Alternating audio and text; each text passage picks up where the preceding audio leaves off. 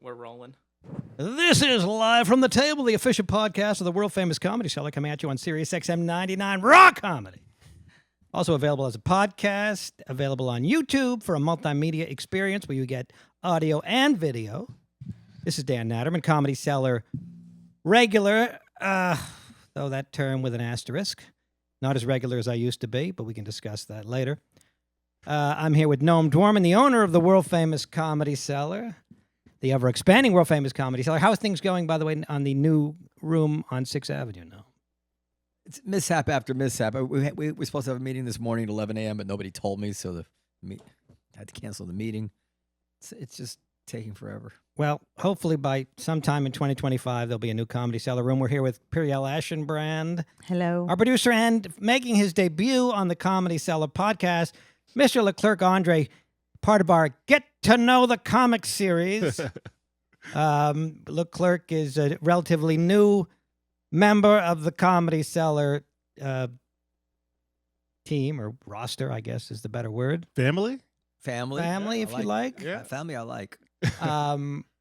Been working here for a few months, I guess. Yes, I auditioned in December 2023. So yeah.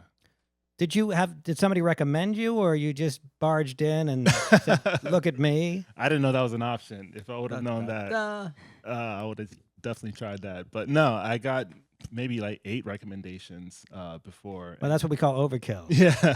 Well, none of them worked. So Who was the most important person who recommended you? the one that actually led to an audition was Gianmarco Cerezi. Huh. Yeah.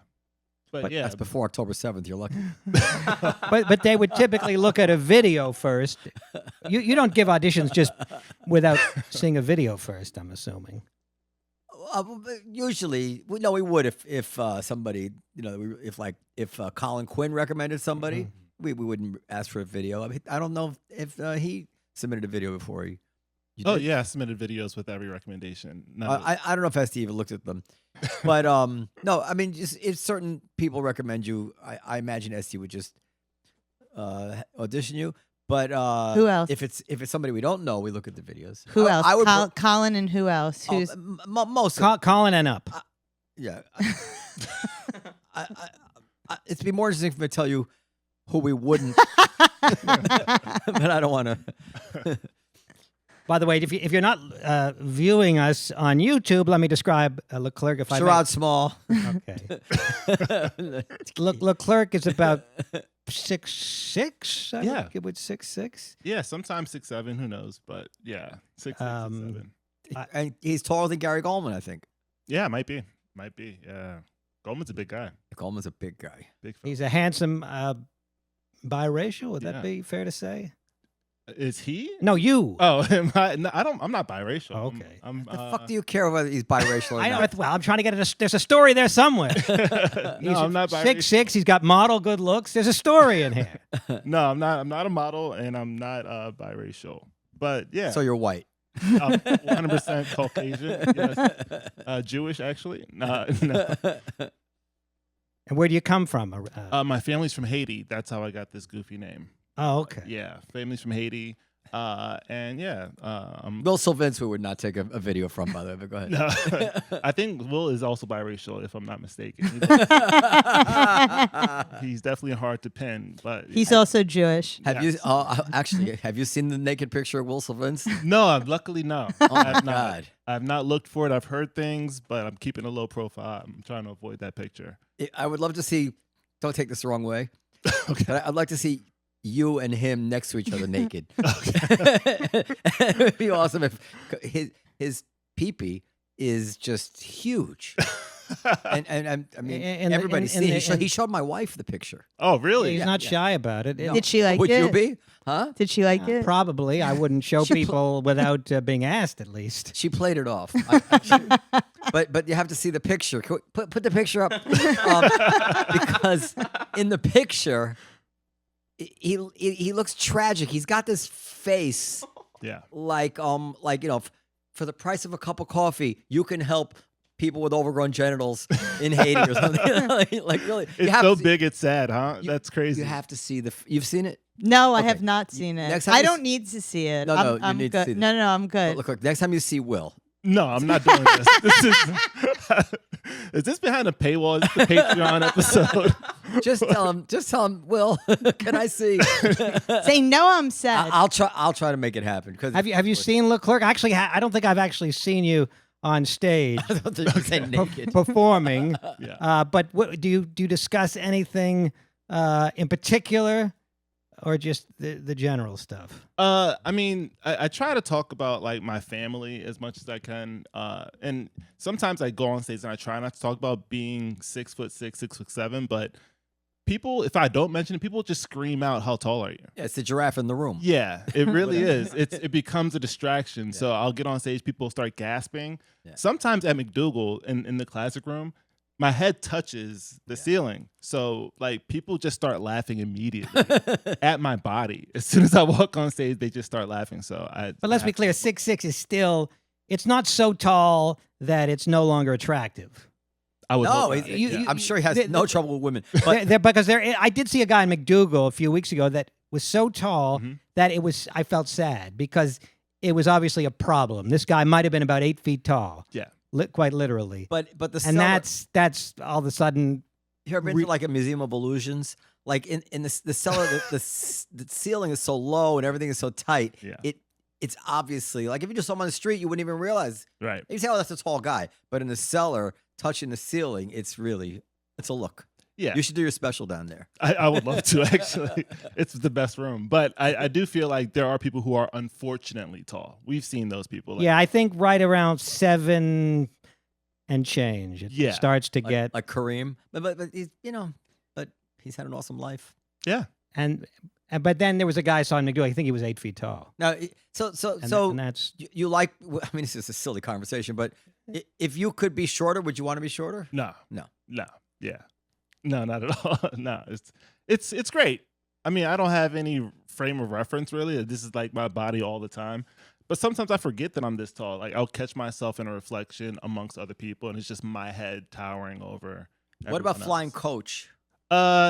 Yeah, that's not the best. It's uncomfortable, but I make do. It's a small inconvenience relative to all the upside of being It's tall. all the benefits. Yeah. But what are the benefits? Because you're a married man, so that's one benefit Are out you the window. married? I'm married. Yeah, Now, that's why. How old are you? 38 now. Yeah. Oh, I thought you were younger. How Yeah. old were when you got married? 33. That's a little on the young side, but that's not. Yeah, bad. 33, 32. I was. Did you live it up before you were 33? Yeah, I mean- was pretty busy. I mean, Yeah. wore it out, right? Yeah, I mean, it really took a toll on my career, but it was fun times. Yeah, I enjoyed it. Yeah. You don't miss it though, right? No, no, I don't miss it. No. Blink once for yes. Let's go ahead, Dave. Well, how long you been doing it? You said it impacted your career. How long Right. you been at this? I've been. I moved to New York in like 2012 to try to pursue comedy, but it just took so long for me to get my footing. I was bartending, I was, dating. I was trying to do all the things, being a new person in New York. So, like, comedy took a huge backseat for the first 2 years. I may have gotten on stage maybe 10 times the first 2 years. So I was, dabbling in comedy. And then things started to I tried to take things more seriously. I saw my friends were finding success. So in about 2015, I started to really take comedy more seriously. And that's when things started. You must be getting I would assume some acting work presented to you or things like that. I just started recently doing commercial work. I want to do more acting work, but at the moment, I'm not represented by a talent agency outside of my commercial talent agent and my college talent agent. So I'm not doing tons of TV and acting stuff, but I want to definitely pursue that. Yeah, I would love to do commercials as well. Yeah. But I never booked one. I auditioned for years. And There's a whole slew of pharmaceuticals you're going to be able to do ads for soon. Well, no, I don't know about that, but Noam is referencing my threats to quit comedy and get into pharmaceutical sales. Oh, The truth of the matter is I'm a terrible salesman. Yeah. But commercials appeals to me because it's not stand up, Right. and stand up gives me anxiety. I don't, Dan, are you having? I mean, I know this is Leclerc's interview, but are you having a lot of life anxiety now? I feel Because I of- feel like you're just barely holding it together lately. lately. Yeah. Actually, I'm better than I was a year ago. I thought I was on the upswing. Well, no, I am. I mean, I am facing a certain, getting older is it's a tough pill to swallow, especially when you haven't achieved what you had envisioned that you would, at this stage of life. Now, you're older than me, but you've achieved. I assume you have no regrets. You've achieved. You're the owner of the most successful comedy club in the pool. You have a wife and kids that you adore, at least the kids anyway. And my 10-year-old asked me in the pool yesterday. He said, "Daddy, do you have any regrets?" that is an interesting question for a 10-year-old. Yeah. Yeah, and it was the day before. It was the day you were there. Okay. And I said, my only regret is that I played so much loud music for so long that my hearing is bad and will probably get worse. But other than that, no, I don't have any regrets. Certain things I didn't accomplish that I wanted to. I was in a really, really good band at one time. I thought they should have actually made it, but did the interpersonal nonsense that went on between them, that didn't pan out. So I regret that. But other than that, no. All right. So does that make getting older less of a bitter pill, or does that make it worse? I'm infuriated that I'm getting older, and I was in Tucson 2 weeks ago already, and I met a trans woman who has a company that for $40,000 in Oregon, where it's legal, they will, as you get to the end of your life, they will put you to death and freeze you on the spot, where they claim no cell damage whatsoever, the entire atomic structure. Like suspended animation. In some sort of whatever. If it's only $40,000, doesn't seem like enough, right? And then they'll wake you up, supposedly, when the technology is available. And, of course, it'll feel instant to you. And I'm considering it. Wait, do they want payment in advance, or just upon your death they take it from the estate? Like, you're such a Jew. I don't know. I didn't ask those dumb questions. That's not the point. I mean, Wait, but right before. So how do I know who gets the interest? What about the float? Okay. Well, for some people on a budget, they may not. Can I give it in euros? There's an arbitrage. Well, I'm talking people on a budget that want this option may not be able to fork over $40,000. So, Leclerc, would you consider freezing yourself? No, I'm done. When I'm done, I'm done. Why? no, this is the biggest crock of shit. The fact that you're even entertaining this is so astonishing to me. I mean, this is such nonsense. If I were to come to you telling you this story, you would tell me that I was the biggest idiot you'd ever met. Remember when you dismissed COVID and I said it was to be taken seriously? No, I don't remember. Obviously, there's no dismissing- Yelp reviews for this product. Well, Because nobody's come back. Why wouldn't Leclerc do it? I feel like the point of living is the experience that you're having with the people around you. So if I don't want to come back and like my wife and kids are gone, it's like that's who I'm living for at the moment. So the idea of like Get new ones. Well, you could. Have you heard about the friends and family plan? no, I have not heard about You that. free for $100,000, you can freeze 4 members of your family. Well, okay, so let me extrapolate on that. So I did meet this woman with Juanita, my wife, there, and I asked her in front of my wife. I said, "Well, if we do this together, when we wake up, are we still married?" And she said, the woman who owns the company, "No, you're not, because you've been legally dead, and then all bets are off." So first of all, you could choose to reestablish your relationship, and now hopefully your kids will still be around. But in the future, I met another guy at the same place that does IVF testing and hopes to be able to essentially allow you to design the best version of any child that you and the person you're having a child with could have, with all their possible genetic combinations. So like if it's 2 Chinese people, they can't get a round-eyed, like you can't go beyond the genetics, but whatever it is, that's the best that you could get from these, the smartest, the handsomest, the tallest, most musically talented, whatever it is. So when we wake up 1,000 years from now, not only you can have new kids, you can have the perfect better kids. I'm going to go out on a limb here and say, you ain't coming back in 1,000 years or ever. But if Why? you want to spend your money, Agreed. First of all, it's the last $40,000 I have. What do I care? First of all, Well, do you I'm wake not up- saying don't spend it, but you ain't coming back. Leclerc's laughing because he's remembering when I called you. Listen, do they all freeze stereotypes have a little bit of truth to them, right? Do they freeze you? Is the idea they freeze you before you're legally dead? Because once you're dead, that's that. As I understand it, in Oregon, as opposed to it's only of the how many states we have? 51, Oh, it's a joke, right? 52. Oh, Jesus. Oregon is Why? No, it's 51 because Hawaii and Alaska. No, out of the 50 states. no.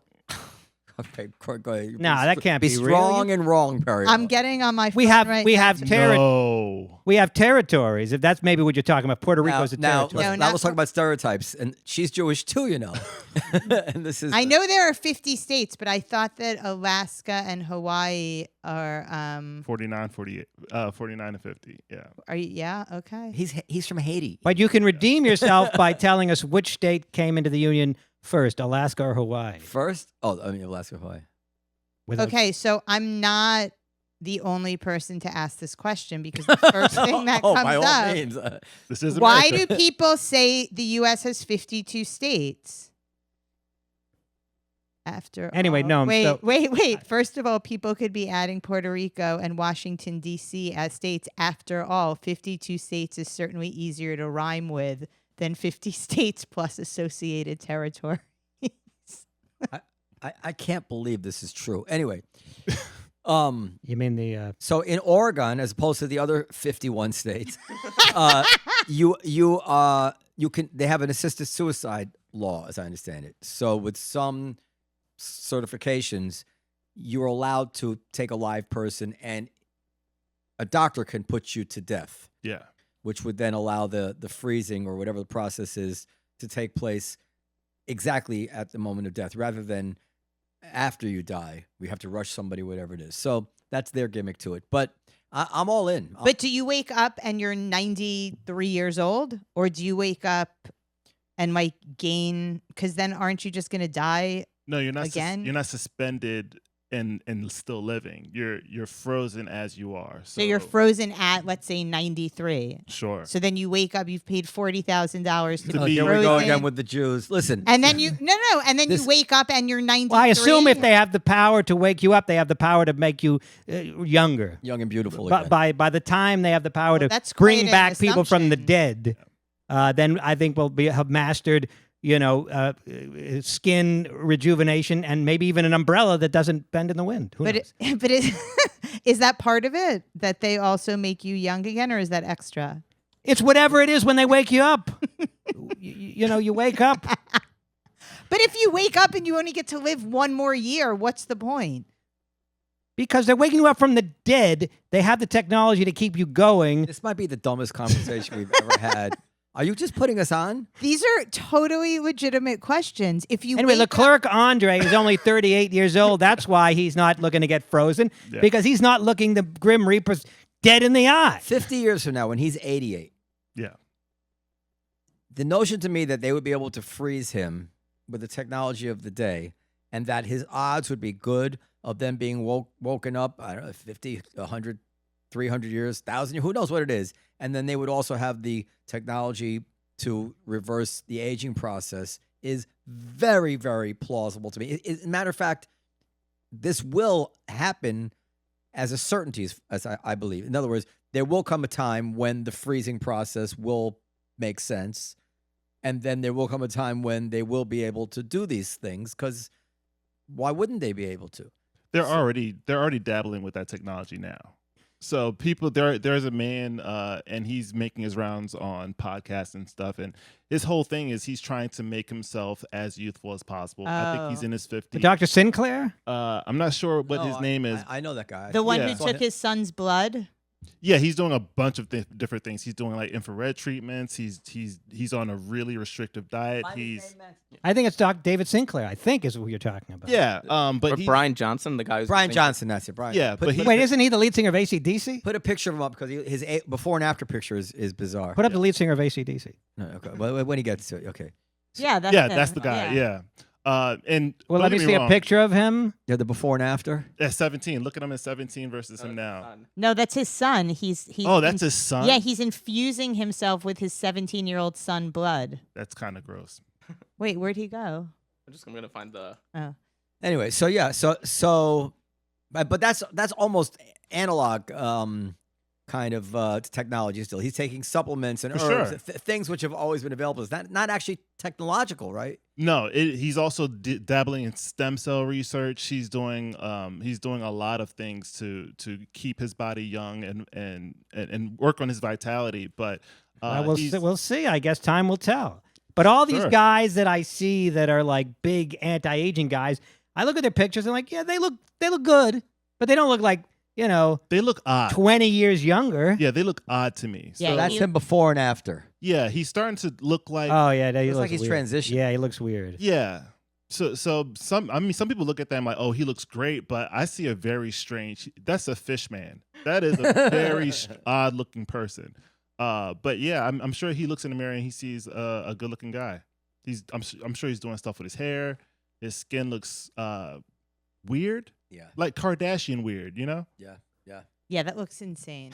It looks No, like no, it and there looks like are- he has breasts, but that's maybe No, and there are. I mean, getting back to your supposition that this is going to happen one day. Yeah. There are technologies that simply are impossible. I would put teleportation in that category, for example. I don't think that's ever going to happen. That's perfectly plausible. Time travel, but this is not. And also, ridiculous we've got to technology. stick around long enough as a species to get there, other than not blow ourselves up. I mean, Stephen Hawking, I think, said he doesn't give us he gives us another couple centuries. I don't know. I mean, he doesn't know everything, obviously, but we got to stick around another 1,000, 2,000 years. That's my big question mark. Is that sure? Let's say they do freeze you. What are the chances that America, as we know it, is going to exist and be able to unthaw you in 1,000 years? Or if the company right? goes bankrupt. Right. Like the chances of any country, for that matter, like just not going into nuclear war Well, or what have you. I don't America may not be here, but the company's the company's going to be under rubble, bro. or the company may switch over. They may just switch over to like another business, like New owners. they make franchise burgers. I think it's being owned by McDonald's. Of course, all these things are possible, but what's the downside? I mean, to me, it's a choice between being buried in a cemetery or being frozen. I'll take my chances with. You know what? Fuck you guys. So are you I know friends. Are you really considering doing this? Absolutely. Why would you not? It's just so cockamamie. Okay. I mean, I guess why not? Look, I love life. Look, I guess it's why did I put $1,000 in Dogecoin? Because hey, it could go to $1 million. Probably not. But I don't want to take the chance that it does and I don't have any. Right. So that's a similar notion. To me, this is a no-brainer. Everybody should do it. You say something? If you're dead though, right? So you die and you come back, so you would need a new social security number. How does that work? Are you entitled to all of your properties, your estates, your businesses? When You come are back? Jewish. No, I'm genuinely curious because you're just coming. You're a new person, right? You're dead, so I really think essentially you guys would are have all will. missing They'll the point. figure it. They'll figure it out. I mean, yeah, there's obviously though. Look, that's a good science fiction. That's a good Netflix series. There are a lot of unanswered questions here. You could have a whole Netflix series where these people are waking up and they're outsiders and people want to treat them badly. Yeah, I think and that would be a they- very good Netflix They series. have some And they're not.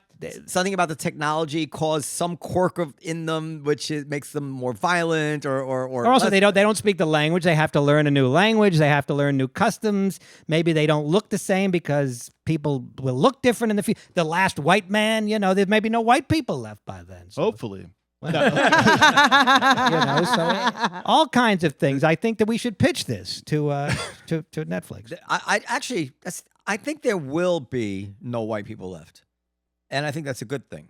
I think that the future of the planet is to be, or at least overwhelmingly, mixed. And I don't think it can happen fast enough. I think it's the best thing that could happen to us. What are we going to hate each other because of? Well, but if we all look like Height. Let's start today, guys. You're punching down. and you think that's a good thing because you think that will solve the racism problem. It certainly will ameliorate it to some extent. I mean, my kids are mixed, right? But didn't you see the Star Trek episode where like the guy's half green and half black, and the other guy's half green, half black, and they hate black each and other. white, black and white. Yeah. They hate each other because one guy's black on the right side of his face, and the other guy. In other words, the point of that episode is that we'll figure out a way to hate each other, There's better reasons to hate each other. and we'll find them. I mean, Like eye color. the Irish and the English, we're at each other's throat. The Sunnis and the Shiites and so forth. I used to think that eventually we would especially living in America, I feel like it's supposed to be this melting pot. But the more you travel in America, the more you realize it's really only diverse on the coast and in cities. Everywhere else is very, very much a very white country. And those places are not being reverse gentrified in any way whatsoever. There's places in Kansas. If I walked there, I'd be the attraction of that town. It's just not. America is not as diverse as we truly believe it to be. So this idea that over time we're just going to make more white people in the middle of America, that's what's going to happen. No, you're right that America's still largely white, but there's a lot of white people in that number who are now married to mixed people. But white people are not having babies, so the number of wealthy white people, people who are white and doing well are not, but poor white people are still having tons of babies. But white people in general have negative population. For sure, that is true. And that actually takes its toll relatively quickly in a few generations. At the same time, we will, despite what everybody thinks about the political issue, we will be filling the country up with immigrants because we will run out of people.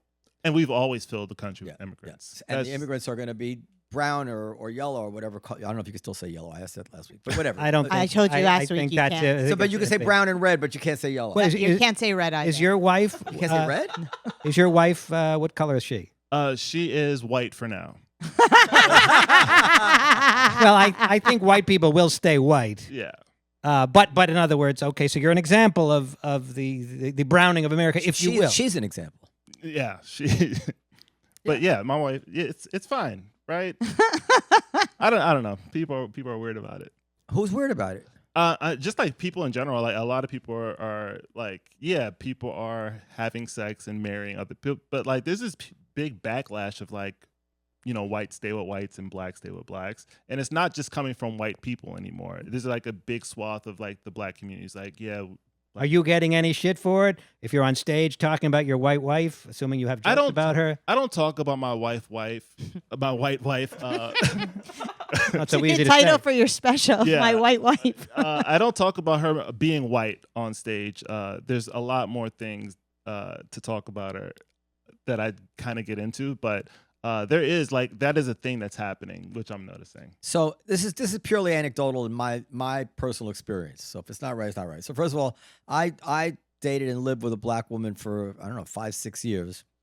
Not once did anybody say boo to us. Okay, we live in Greenwich Village and stuff like that. It's not Right. Kansas, but the opposite I've noticed. Black man, white A woman. black man and white woman. First of all, I've noticed that black women, especially a handsome guy like you, black women complain about it. And I think that it's not just that they feel it more, although they might. It's that white people know better than to say that stuff out loud because people are like, what the fuck is the matter with you? Yeah. They don't talk that way anymore.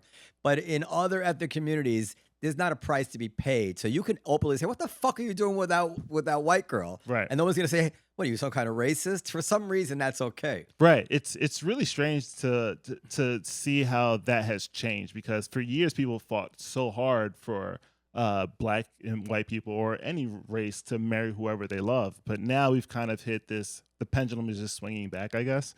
And there's a huge, it's a really popular movement actually of people who are like, yeah, marry within your race. And it's not considered overwhelmingly racist anymore. A lot of liberal groups are actually championing. Well, this you're idea. saying it's not racist when people of color do it, but when white people do it, it's still pretty racist. For sure. And I think it's because of the philosophy behind the idea. So a lot of times when white people are like black people and white people shouldn't marry or mix or whatever, it's because this idea of purity and saving the white race and you don't want to muddy your blood or whatever. But this idea when black people are saying that black people should not marry outside of their race, it's to be pro-black. It's because they're saying, hey, black people need to stick together. We need to build within our communities, and we can't do that if we're marrying outside of our communities. And by the way, it doesn't completely offend me. Depends what's going on, the reason. But, there are rich cultures. Jews feel this way.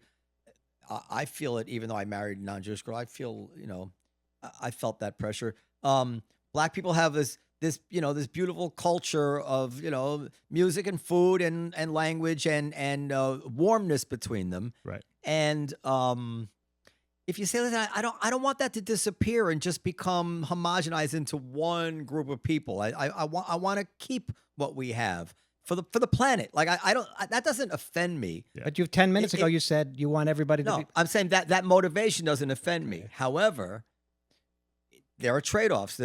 On the other hand, I think that obviously people who fall in love with each other that should come first, because you only live once as of now. And number two, I think it will be better in general for the country and for the planet. But I don't, I'm going to Japan in August, and apparently I've never been there, but apparently Japan has this just totally unique culture. And if they want to keep that, I'm not like, how dare you want to keep that culture, especially when they can point to so many. I mean, this is where it gets dicey, but they look at the rest of the world and say, listen, we don't even lock our doors in our country. We don't do this. We don't do that. Why would we want to? You're calling us racist because we don't want to move in your direction? We don't see it that way. But there are... That can be racist too. But yeah, I mean, I think that particularly in certain Asian countries, there is terrible racism against black people. Yes, absolutely there is. And so that's another thing is that Indian people, Asian people, they freak out when their daughter brings home a black dude. White people, they might feel a tinge of it, but like I said, in most communities, not in every community, you're not really like, you have to. That's wrong. I'm not supposed to feel that way anymore. I'm not gonna. And you kind of suck it up, right? That's like typical like liberal white person's attitude about it. But I know, and we know them. I won't talk about them on the air, but we know people in common, like just in ethnic communities, that are fucking freaking out with the most nasty, vile, openly expressed racism when it comes to Indians marrying black people, Asians marrying black people. So, whatever. It's for me, oftentimes when people talk about this pushback, this resistance, it's cultural based oftentimes, and race kind of gets conflated into the conversation. But oftentimes, even within the black community, even if a person doesn't buy into this ideology of being pro-black, they oftentimes want their children to marry a person that looks like them. They oftentimes want their children to marry and continue the traditions of their existing culture. So oftentimes it's this idea of preservation that is fueling this angst or this judgment towards their children marrying outside of their culture. And that I can sympathize with, as so long as the motivation isn't evil or the motivation isn't rooted in bigotry. I'm with you. And I think you can also still preserve culture and community and these traditions outside of your race and outside of your culture, so long as you root that in your family practices. So like, my family's from Haiti. If I continue to cook Haitian food and listen to Haitian music and practice these Haitian traditions, then Wyclef Jean? yeah, I play with Wyclef. Yeah. Oh, that's awesome. Yeah, but those things don't get lost because you've married outside of my wife, she's a white person, but she lived in Haiti for 3 years. So this isn't a person who is foreign to my culture, foreign to the traditions. She loves the food. She speaks the language better than I do. So that's something that, like, it's not going to become lost simply because I married outside of my race. It's about the attitude you have about embracing the cultures. And look, Yeah, I think that's right. and in-laws also, they also want, like, if you're a Jewish family, you want to have that, and your son's marrying someone who's not Jewish, forget about race, whatever. And you say, well, I'm not going to have that intimacy with the daughter, the Jewish home, the things we're used to. These are very human things. These are not. So I went to I might have told you guys already. I got invited to a Shabbat dinner. I told you this story. I don't think so, but And, I'll let you know if it rings a bell. So it's similar to this. I never was raised with any kind of Jewish religion in the home, although extremely important to be Jewish in my house, and Israel was very important. But The religion, my father didn't believe it, and he never. Observant. Yeah. Yeah, that's what you're saying. Like you guys didn't observe.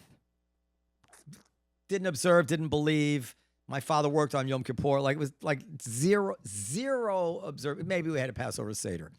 So I got invited to the Shabbat dinner, and I'd actually never really been to at an Orthodox house. And I ended up going by myself because Juanita couldn't come with me, although she would have really enjoyed it too. And I felt like I missed out on something. It was so warm and comfortable in its purity, not exclusionary, just like everybody's exactly on the same wavelength. We all believe the same things. It was not uptight at all. They're making jokes and even dirty jokes in between the prayers. You know, people have this probably not a good image of what they think an Orthodox home would be like. It's pretty low key and relaxed. At least this home was. And I said, boy, that would really been something nice to have had in my life for my kids to have. And none of that was coming from any kind of bigotry on my part. I saw how this sustained this family in such a nice way, you know. So what are you going to do? But I already didn't. Well, so are you trying to implement that in your house? We do sometimes, but it's a poor imitation of it because in the end, we don't believe. My wife's not Jewish. The kids have had it up to here with Hebrew school. It's just, you know, it doesn't really work. I saw an episode of Happy Days, a rerun, obviously. Maybe Max can find a still photo from it, where I think it was Fonzie and Richie. There was this black kid that went to their school, and he needed a date. And Fonzie said, "Where are we going to find a Negro woman?" You know, with some comment about finding a Negro woman. That was the parlance of the time. That was the parlance of the time. Yeah. For this black kid that went to their school. In other words, just assuming that any woman that he dates has to be black. Yeah. So I wonder if were they saying that because the show took place in the 50s and they said and the writers of the show thought that were the mores of the 50s, or were that the mores of the 70s when the show was airing? It was definitely the mores of the 50s. Have you ever seen the graph of the poll of how that's it. There's a poll that shows what percentage of the country accepts interracial marriage, and it goes from like 1% in 1950 to like 98% or a very, very high number in 2020. It's amazing how that's changed.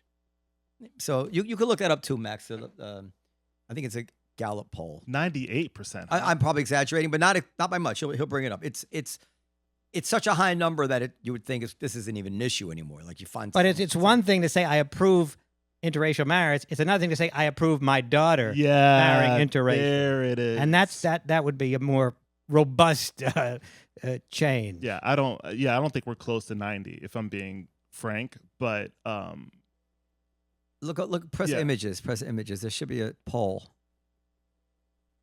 It said it went from like 5 to 97. Oh my God! Look at that ridiculous picture they have. Well, from 5% to 97%. This is people who, and this includes the boomers who are still alive, who would be the slowest to change. So, and of course, some people might know they shouldn't answer honestly to a pollster because you'll sound racist. So, but it can't be all smoke and mirrors. It really is. Listen,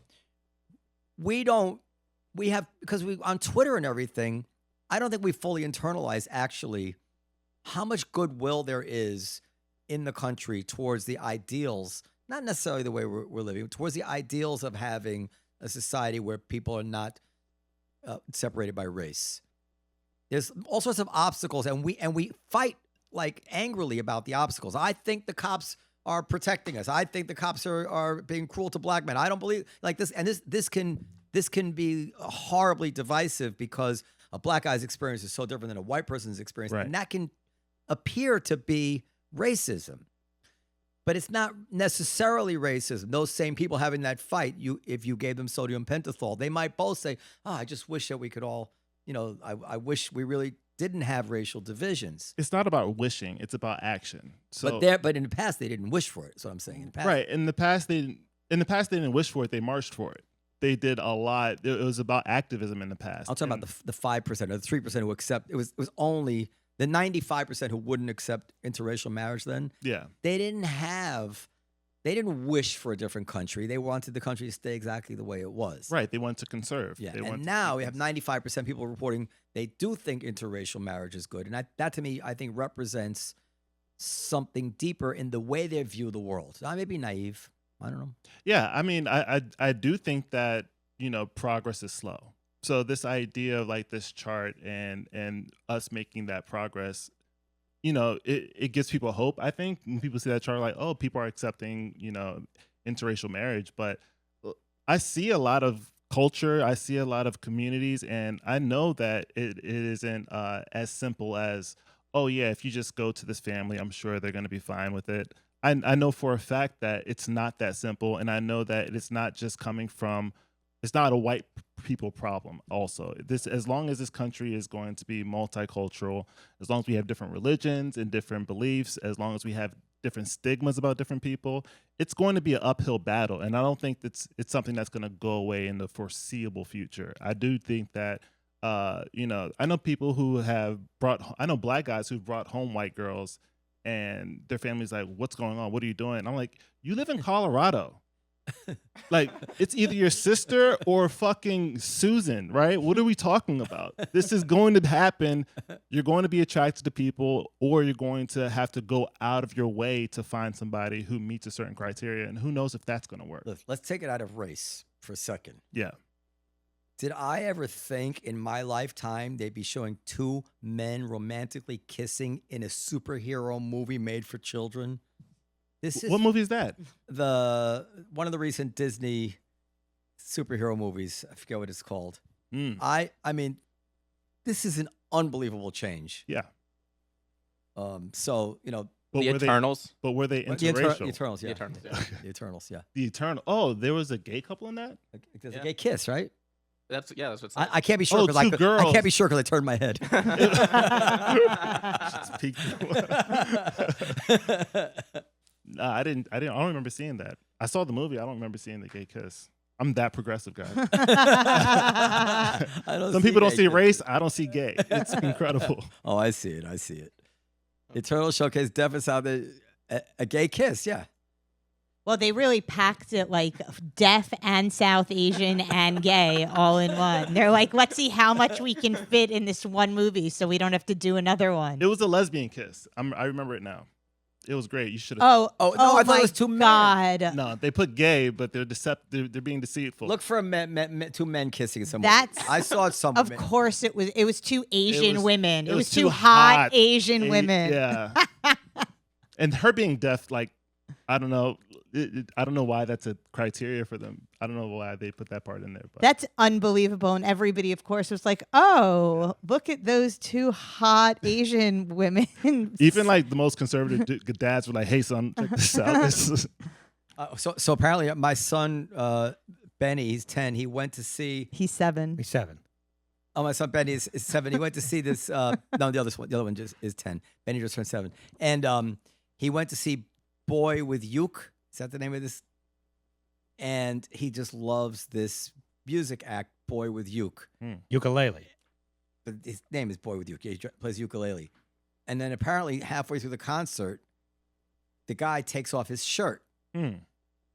And Benny did not like. He said, "Mom, we got to go. I don't like this anymore. We got to go." Like this Boy with Uke. Well, no, this says it's a deleted scene from the Eternals. Let's see it. Those two guys, you want to watch it? Oh, that's another gay scene.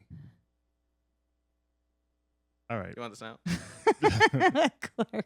Anyway, What? my kids have seen gay scenes of men, so I mean, if that's not the movie, it was another one. But anyway, but my son was like, I don't know, he didn't know how to react to this. I don't know if it's because it awakened in him he found it attractive, or because he was turned off by the fact that it was homoerotic. I don't know what. No, you're totally assigning. He's way too little to think that that's. To be turned on, he's not too little for that. No, he's too little to think that that's like a sexual thing. No, he's not. Yeah, he is. Well, I do not think no, that Perry. 7-year-olds are watching somebody take their shirt off and assigning that like a sexual No, they vibe. feels right. Absolutely. I'm in complete agreement. I do think that at very early ages you start associating skin and nudity with At sexuality. 7? For sure. Yeah. Yeah. Oh boy. Yeah. Especially as a boy. Are you kidding me? Oh yeah. Man, summer times I used to go crazy. I'm gonna look at all this flesh. At 7? At 7, yeah, absolutely, man. Absolutely. Yeah, I didn't even know what to do with it. I didn't know. But like, did you know that you couldn't articulate it though? It was just like a feeling you're saying, He's got not an erection. I couldn't articulate it, but I was rubbing myself against the mattress. Yeah. against the babysitter. No, you know very early on that like when you start seeing nipples, even if it's a man's nipples, just like man. Wait, this now hold on a second now. But you said it was a man. You lost me at man's nipples. My son was seeing Boy with I You. never got turned on by a man's nipples. No, I'm not saying I got turned on. I think that's what you said. It didn't sound like it. Can we roll the tape? I think we got our clip. Gay comedian Leclerc. So yeah. So anyway, of course, I remember watching Star Trek, and there was always some hot alien that Captain Kirk was making out with, and I would get a hard on. I didn't understand why, and there was sexy music. A sexy future music. Yeah. Wait, that's so what how, that's what they're gonna play Yeah, that's for you when you wake up in the year 4027. are you saying at the age of 7 you had no grasp of sexuality at all? I didn't know. I don't think that I just don't think that you're realizing like that's what it is, like in the same way that an adult would. is Well, all I I'm didn't saying. know that you put your penis in a vagina. I didn't know that whole Right, thing. yeah. But I did know that a pretty girl was of interest to me. Absolutely. That I did know. If you want more An specific, older- an older- Nellie from Little House on the Prairie. And who else? 7 Oh, the just- Bionic Woman. really? Lindsay Love the Wagner? Bionic Lindsay Woman. Lindsay Wagner? Wagner. I didn't care. I didn't care about the plot. I didn't need to see her, running. But I just wanted, I'd like to see her in her, in her outfit. That would be a great poster for your apartment. Lindsay Wagner. What am I, a fucking no, teenage like boy? like a vintage Bionic Woman poster. That's a cool poster. Now, Dan, that we haven't might be. checked in with you for a while. Yeah, go ahead. What are you doing for love these days? Not much. Not much. Going to concerts? For love? you still you're getting older. You still feel the urge? Yeah. I still, but not that way like I used to, but almost out of breath feeling that I used to have. Like almost going crazy. Yeah. Not that. That's gone, Wh- which I think is a blessing. When did that stop? Maybe 40. 40. What'd you say? Maybe 40 years old. 40. Yeah, I think so. Yeah. Yeah, I think that's right. I think 40 is when it begins to become as was it? I can never remember. Socrates said that the male libido is like being chained to a madman. Oh yeah. Yeah, I think that's around 40 is when the madman at least can be. Say, no, we're going this way. I'm sorry, you went off. The tables have turned, madman. But it doesn't. Yeah, I don't know if there's much of an advantage to having that. I mean, I guess if you can satisfy, I but miss it. I miss even then, you satisfied it's only temporary. It comes back and it's angrier the next time. No, I Well, miss can't you guys take pills for that? take testosterone shots. You mean to get it back? Yeah. But we're talking about that with Robert and Big J. Yeah. I don't know. I'm not. Would su- you I- want it back? Yes, though? but I'm not sure that. Yes. I'm not actually sure that you can just get it back by taking testosterone. I'm sure it helps you. I don't have low testosterone. It's not super high like Leclerc, but it's. I've heard great things about testosterone. Yeah, I've heard great things. What'd you about it. hear? I heard that there's like very little, if any, downside to taking it, and every person that I've ever heard speak about it who's on testosterone, they don't even talk about getting off of it. It's like, yeah, this is just the new norm. I feel better than ever. Recovery's great. My libido's up. How Because- old are these guys? Like in their 40s, 50s, even closer to their 60s. I hear a lot of people, everybody who speaks about it, they're like, yeah, definitely. Well, I would think 60s is when you would really need it. I mean, 40s, you're still young enough. Maybe it's not a.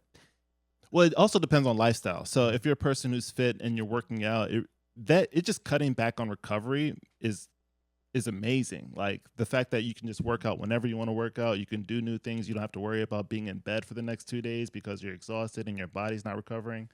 And of course, it'll help in your relationships if that's something that you need help with. But Well, But that's how's the it going to help question. in your relationships if you're horny all the time? That could hurt your relationship. if you got a young girl, man, you got to keep her around, right? So Yeah, but this is the question. Will it help the relationship?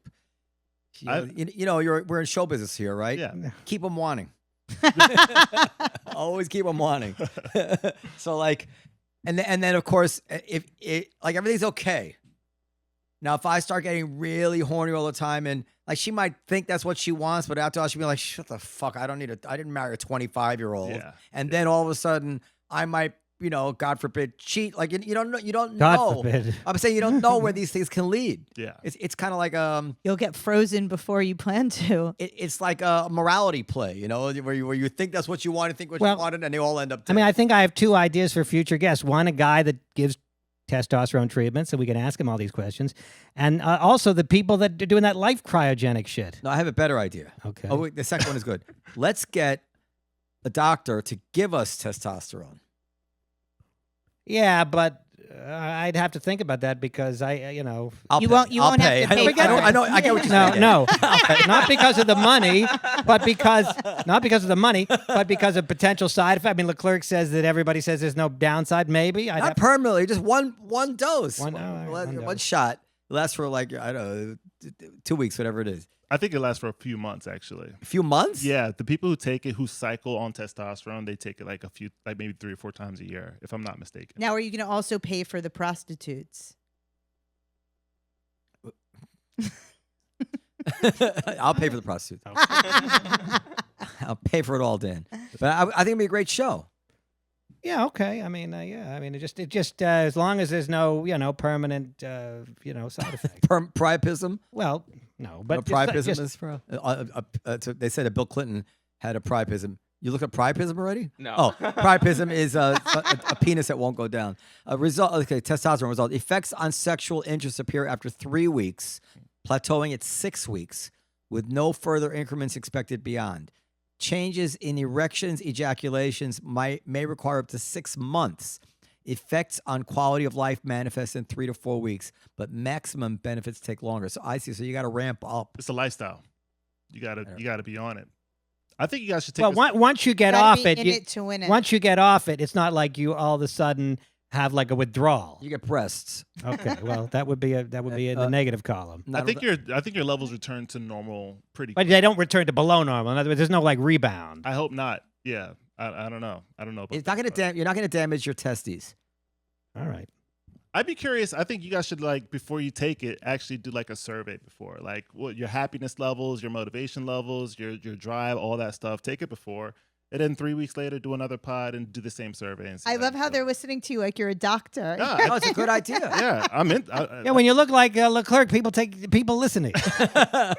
So we should try to see how many times you can have sex in one night. I'll pay. Okay. But it's got to be the same woman, Okay. because otherwise, you need That sounds like a great deal. Well, it'd be better if it was different women. I think the control is important, right? To make sure it's just a bunch of different women. Yeah, anybody can. I'm going all night, right? All right, I'm going to see how we can do this. Now, how do you need a prescription? Somebody will. You must be able to write one of those. If Leclerc can write a Must prescription. be able to get some on the street for us. We'll ask. I'm seeing Robert Kelly later tonight. We'll ask. Why can Is he he, write on, your is he on prescription? it? We were talking about it with him, but I don't think he's on it. Oh, is No, but he'll Bobby know a where- doctor? Okay. He goes to the cigar bar in Elmsford, and all the guys are on testosterone. I'm sure he'll know how to get it. Yeah, I'm sure. I'm sure any doctor Well, will write you a Yeah, prescription. I think your regular physician will be able to write it for you. Well, but they probably want you to do a blood test, and if you're not, Yeah, that's eligible- probably a good idea. Yeah, that's maybe a good idea not to take it if you shouldn't be taking it. I mean, they want to do your testosterone level, and if it's not actually low, Oh, I see. then Well, maybe I don't want street tea. maybe they won't prescribe it to you because you're not. I mean, they're doctors after Yeah. all. They're not supposed to just be giving up, but I'm sure Robert will know what that is. Well, corrupt doctor is one thing, but not on the street. I don't want a street. A corrupt Street show. doctor. I think you can get it online too. Can I? May I? Yeah, ask, well, I'm not doing that. May I ask a question about a different topic? Estrogen? No. What?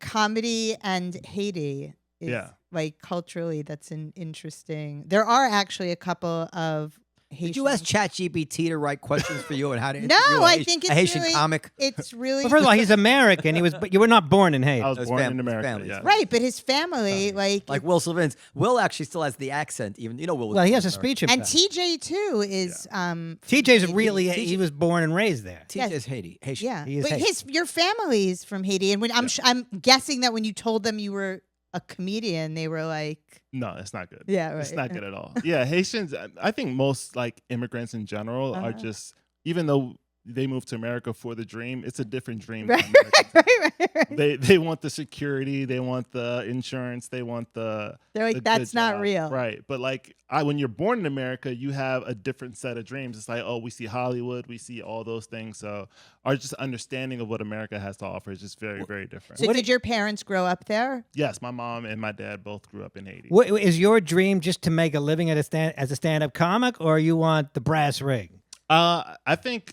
I mean, comedy is such a unique industry. It's such a unique sport in that, like, I think we're so lucky to do this. It's such a crazy thing that we get to do. We get on I'd stage. rather do commercial work. I mean, you say that, but like, I don't know if commercial work is as satisfying in the moment as stand-up comedy is. Of course not. So when I do comedy, of course, my mom, of course, she wants to be rich. Yeah. Like when Haitians moved to America, Yeah. my mother thought that every American lived in a castle. Like seriously, she's very sincerely, she believed that every American lived in castles because When you say castle, you mean a big house. no, like actual a castle. Oh, with a castle. turret and a moat. Yeah, so in Haiti, of course, the images they were getting from America were from Hollywood. They're seeing Baywatch. They're seeing all these incredible You shows. didn't see All in the Family with the Queen. They're not watching Good They didn't Times watch in Haiti. Jeffersons, You know, they're watching like America at its best. So when they see this part of America and they move to America, they're moving to America to pursue that. So they really push their kids into industries that'll ensure that they have access to those type of things. So my mom, she didn't even know what comedy was. When I was like, I'm doing comedy, she's like, okay, everybody does comedy at the dinner table. What are you talking about? But yeah, when she started seeing that, like it can provide a lifestyle and that, you know, you get paid to do it, you make an honest living. She's like, Were you yeah, good in sure. school? I was good in school, yeah, especially compared to like my siblings didn't take school seriously at all. So when she saw that I was good at school, she was like, yeah, you could do whatever you want. And I was like, I'm gonna do comedy. She's like, I don't Except know. for that. Yeah, don't do that. What's the origin of the overalls? Leclerc always wears overalls. That's his Yeah,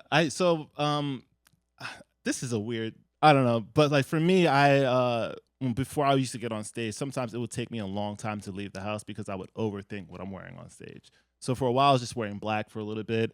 And then the pandemic hit and I started like doing trucking work on the side, and I would wear like overalls when I was going trucking and stuff.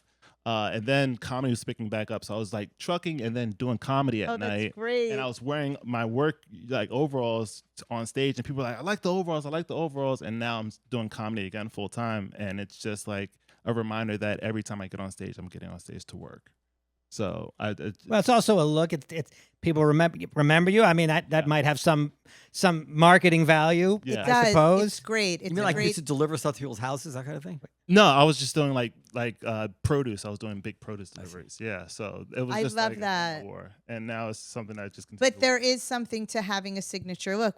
Dan and I were talking about that. I was saying that he could dress more like a throwback to like the 50s would be like a really good look for him. Very memorable and like suits his. It would match his voice. Yeah. Are you like killing it on? That's more like a costume. killing No, it? not. It doesn't have to be though. All of his clips are like in black and white. You just That's Yeah, amazing. exactly. That's amazing. That Yeah, would be cool, I don't think it's necessarily a bad idea. It's not a bad idea. Don't listen to him. He wants to get frozen. And also, audiences are dumb. They need visual association with. I think it helps. I think Yeah. when I see comics, like when you close your eyes and think of Eddie Murphy, I see him in like They're the leather suit. Yeah, right? yeah. I think it helps when you think of like Red Grant. You think of when you think of comics and you close your eyes, you have looks for them. It worked for Dangerfield. It works for every comic. Dave Chappelle's always with his C. Even Absolutely. Bobby has his glasses. I mean, Chappelle wasn't always so. But I just saw Raw the other night. Hey, y'all, and- motherfuckers. What? Y'all don't realize. Anyway, go ahead. And My Eddie Murphy. boy, did I enjoy it. Yeah.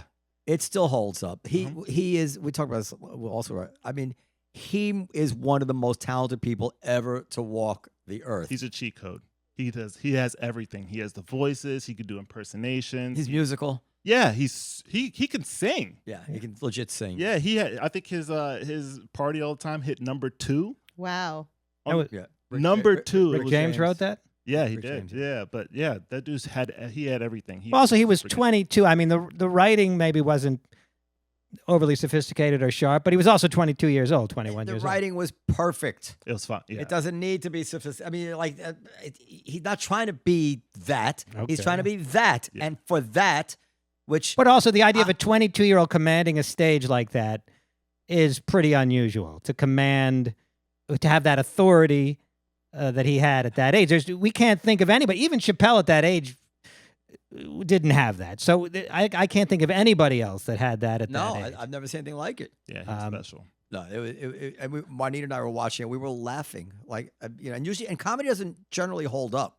No. And by the way, the kind of comedy you're talking about, like the clever blah blah blah, that holds up less because what stuff he was joking about is much more universal, doesn't age as much. Relationships, accents, taking half, a wife leaving is kind of. Well, I mean, as far as the honeymooners fucking each other in the ass, I don't think holds up necessarily. But Oh, stop showing off. I'm not showing up. What am I showing off? Why does it hold up? Well, first of all, the honeymooners is a reference that anybody under, Oh, okay. 50 wouldn't get. All right. if somebody But doesn't- also, it's a little easy. yeah. When did you become so bitter and stingy Well, I'm not about bitter. praise? I think I just said he had a command that I've never seen anything before or since in a 22-year-old. That doesn't mean I have to like every single thing that he's ever said or done. I can say one thing that I didn't think held up. Okay, But still enjoy his Richard Pryor taking a shit or Bill Cosby saying, Yeah, Bill Cosby. "Yeah, you can't say Florin, Phil Florin." That's enjoyable. I don't have to, And I also saw, and not all of it holds up. I've gone back to listen to some George Carlin stuff. Not a lot of it held up, but I love Richard Pryor, but I think he did like 3 or 4 full-length movies. I don't enjoy everything other than the first one, which I think I read about it in Wikipedia. Eddie Murphy called the first one the best recorded stand-up comedy performance ever. And you know the one I'm talking about where with Leon Spinks and the monkey died, and it's just unbelievable. And I was always, after that came out, couldn't wait for the next one. And the next one was so. And I was always chasing that experience of that first movie that was so fucking funny, Yeah. So I don't actually think Richard Pryor lived up to the hype after that first full-length movie. Some of the records were good, but that first full-length movie was just, I never seen anything like that. Have you seen that one, Dan? I have, what's it called? Richard Pryor. Is that the Hollywood Sunset one? No, it's before that. That N-word's crazy? No. Can you look up first Richard Pryor movie, Max? The one on the Sunset Strip has the match. the most memorable titles. Everybody thinks that's the one. Yeah. It's just like Eddie Murphy live in concert. So it's a nondescript title, but you should go watch it. And that actually is It's just live in in concert. some ways sophisticated. What's that? What? Just live in concert. Yeah, maybe it's just live in concert. Yeah. Can you bring up a thumbnail of it? I'll tell you.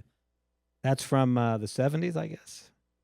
Oh yeah, a color picture of him. Yeah, that's the one. Yeah, 79, is that? That was how I fell in love with stand-up.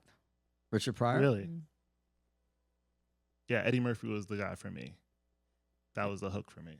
And at the time, But Eddie Murphy, by the time you were watching him, was already 20 years For sure. later. Yeah. When I watched it for the first time, I felt like I was watching it in black and white. It was Wow, already yeah. old to me. But it was still fascinating. And also he had such a grip on, for a 21-year-old, he spoke to people of all ages. Oh, And yeah. immigrants loved Eddie Mm-hmm. Murphy. He was just so electric. Well, he had that whole bit about Africans coming and say, Eddie Murphy, fuck Yeah. you. Yeah. Fuck you, Eddie. Everyone, because he was a New Yorker, so like when he did Italians, you could tell he was speaking from a real place. When he did Africans, he just captured all of these cultures and communities, and people of all ages loved him, and it was fascinating to watch. An entire family could watch an Eddie Murphy He's special. brilliant. I remember my father saw Beverly Hills Cop. Yeah, He was just and not. I mean, we own a comedy club then. I guess we did, but he wasn't like into comedy. He just was totally charmed yeah, by Eddie Murphy. yeah. I mean, he was the biggest star in the world for a while. And then he stopped doing stand up for like 20 something years, Oh, right? yeah. Hollywood wrapped him up. He's done. Yeah. He's cooked. He's. I don't think he's ever doing stand up again. It's unfortunate, but I understand.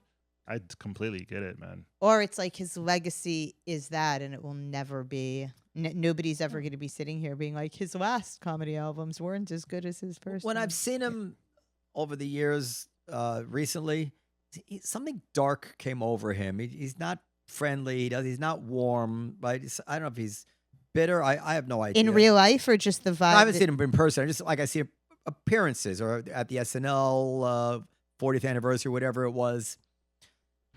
He's not. His vibe is not good. Not what I'd like it to be. Well, I think that people remember him as this electric 22-year-old, Mhm. 25-year-old. He's 50. He's a 50-year-old man, and Oh, people he's want- well north of 50. Well, yeah. Well, people still expect him to be this electric, youthful performer. And he's just an older man. It's hard. I mean, he can never match that energy. He can never match that performance level. And he's also been super famous, like for the lion's share of his life. Yeah. So I think he's just living in a very foreign space. He's not a person who could be anonymous anywhere. But like Steve Martin, who was also a huge star. At 17, 18, was he on No, SNL? not quite as young, but pretty young. But he's been famous for a very, very long time. Right. You know, he was already going gray when he became famous. He had to be maybe 30, I'm guessing, when Steve Martin. He's premature gray. But anyway, his vibe is still good. Yeah. I feel like Eddie Murphy's unhappy in some way. That's just what I get from it. I don't know. What the fuck do I know? Well, maybe we'll get him on the podcast. Oh, I'd love that. Yeah. Some people just don't enjoy fame as Not- well. not- Maybe. Yeah. Maybe I that's what it is. believe that. Some people are just famous for too long and they're just like, take away the money, let me be anonymous somewhere and let me get out Well, of I think they like the money. They just don't like the lack of anonymity. it. Yeah. Of course, you think they like the money. Well, but there's no downside to money. If you really don't like it, then you can give it away. Well, the But- downside is, Dan, people want to borrow it. Yeah. That's Well, I guess so. infuriating. Yeah. and also, just That's for- worse than having it. And also, Well, just Worse than not for- having it. Then give it all away if it's so awful. I was just going to say also just to finish what I said before, which it was Richard Pryor and Andrew Dice Clay were like I remember listening to Andrew Dice Clay on cassette tapes. Yeah. And I had never heard anything like that before in my life, and it just blew my mind that like finally you're hearing somebody tell the truth. Yeah. Wait, He's Dice playing- Clay he's was playing telling a the truth? character. He was playing a character. It's the opposite of the truth. It was Dice and it was Richard Pryor and it was Howard Stern. Like those were the three. And then I played Dice for my father, and it was the first time I saw him cry from laughing Yeah. so hard. Okay, but it wasn't the truth. Well, It but he was- was saying things that were Hickory dickory dock. No, there is something. I'm gonna stop the recording for a second. I'm gonna take Periel's side here for a little bit. Even though he's playing a character, there was something truthful of a guy sensibility, the stuff we feel that we're not supposed to say. There is a truthfulness to what comes out of that character's mouth. I mean, I have friends who still quote that stuff today Yeah. to make points. Yeah. To make points about about relationships and stuff. That's why people use puppets. Yeah. Puppets can say whatever the fuck they want, and people use them to like, get points across or say things that they can't say. Are there any, looking back Marriage counselors do. looking back at people like You motherfucking black blah blah blah. No, that was the puppet. looking back at Dice Clay, Sam Kinison, Gilbert Godfrey, people like that, comics like that. Is there anybody doing that kind of comedy, that kind of character comedy anymore?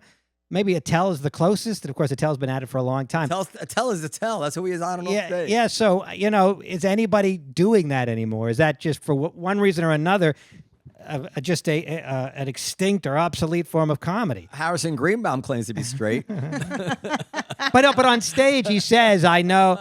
His opening joke references the fact that people think he's gay. It's just a joke. Okay. But in other words, I don't know that I think that brand of comedy might be dead. Well, Or mostly maybe. I dead. mean, I think the person who comes to mind who's at least like a little bit close to that is probably Sebastian Maniscalco. He does like these very kind of like big. Right. I don't know if it's Maybe- quite as extreme maybe, as Gilbert, for example. What's that woman's name? Zarn? Maria Bamford. Maria Bamford. She's very talented. Maybe she is kind of in that category. Have you seen her? Yes, She's Marie. Yeah. very gifted. Is she ever been here? She's been here a couple times, but I mean, I've seen her. It's like she's unique. Zarna does a caricature, a little bit of.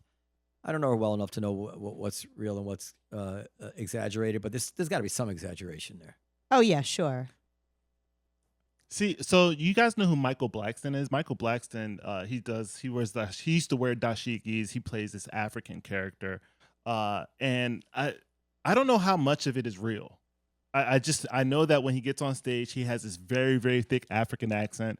But he came up in the scene with Kevin Hart. He's like very much a Philly guy who has, of course, his parents are African. I think he was born in Africa. But I do think a lot of comics, the characters that they play on stage are so close to who they are off stage now that you're not seeing these like.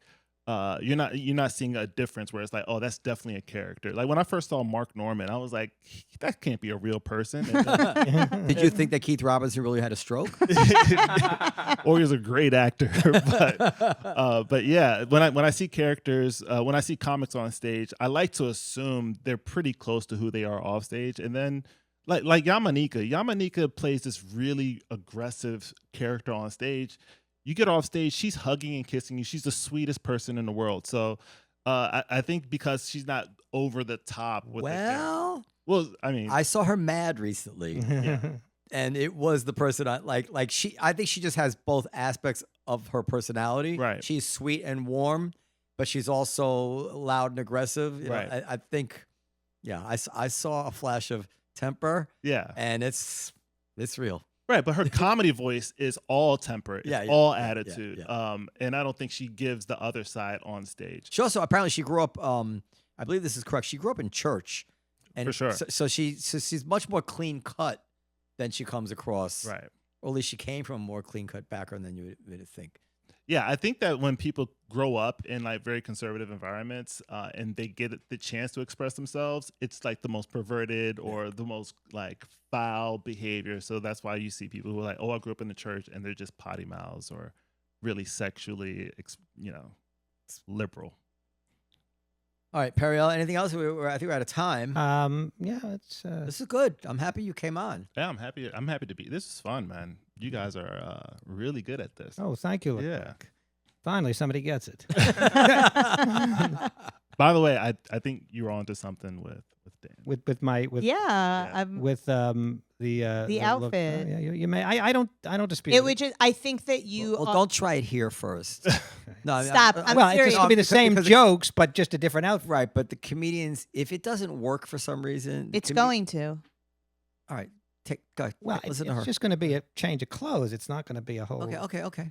Anyway, When did you become so bitter I and don't- negative? I'm saying that if he's going to try something new, it's not a nice, supportive bunch of people he works with. Okay, and if they have something they can make fun of, he will never live it down. One time, 20 years ago, I tried to DJ in the Olive Tree one night. Yeah. Keith Robinson to this day. To this day, he makes fun of me about it. This is literally 20 years ago. This memory survived 2 strokes. well, Listen. that is a valid point. No, but I think that if you're going to do it, you have to own it, and also we can be supportive of it. I think. Listen, I think that Just saying, give it a spin somewhere that's else. fine, but I think that you have to commit to it. You work at Rodney's. From time to time, You're already doing the scariest thing you can do in comedy. which Which is is comedy. Oh. You're already doing like the thing that's most intimidating, the thing that gives most people the most anxiety. Like what is a uniform? What is a voice? What is a Yeah, I no. think it's just enhancing you. There are certain things about you that are unique, and I think that those are at once the things that where you shine and your brilliance, certainly your comedic brilliance, and I think that your look could enhance that. Like you're kind of leaning into that character. Okay, well, And I'm not saying put on a good. fucking costume. This is kind of like the Seinfeld episode where they talk Babu into opening the ethnic restaurant. Oh, I thought with a fluffy shirt. No, the puffy the shirt. puffy I shirt. said, open a restaurant of your, anyway. Just one of the note. This week on the Barry Weiss podcast, honestly, is it called? Seinfeld's interview. Now everything's going around is about Israel, and that's a small part of the podcast. However, I listened to it today. He does about a half an hour in front of very insightful talking about being a comedian and comedy. Off the top of his head, like I'm sure he's discussed this stuff before, but I was astounded at how fluid and fluent he was and how insightful he was. Like I don't usually like to hear that stuff. It was fantastic. Every comedian and every person listening, everybody should listen to that. It was excellent. Best interview I've ever heard him give. Okay. Yeah. Okay, podcast at comedycellar.com for comments, questions, and suggestions. Thank you, Leclerc Andre, Thank you a for Comedy having me. Cellar regular Yeah. in every sense of the term. Periel Aschenbrand, our producer. Thank you, Noam Dwarman and Max Marcus behind the scenes. Bye-bye.